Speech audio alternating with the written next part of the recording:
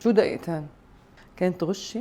ترى فتة متبل، ما بعرف اذا عمركم مجربينها بس لازم تجربوها، وبثلاث دقائق وعلى عينكم. يلا 1 2 3.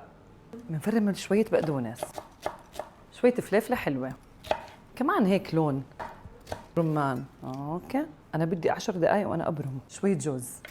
خلص كل شيء هون للحشوة صار جاهز. خلص هاي البتنجان جهز، قصدي المتبل جاهز. انا بطلت اعمل متبل من وقت ما الكسيح عملوا متبل في طحينية صح، كل شيء صح. رح يروحوا 3 دقائق وانا احكي عن المتبل، بس هذا انقاذ وحل لكل حدا بعشق المتبل مثل حالاتي، وطعمته مزبوطة 100%.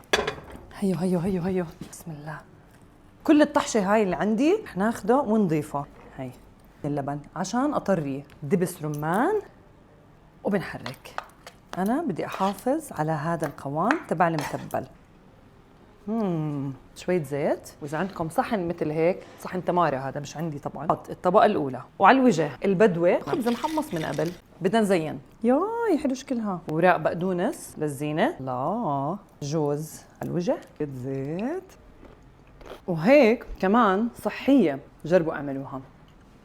دقيقتين 59 و89 جزء من الثانية، قلت لكم ما بتاخذ وقت.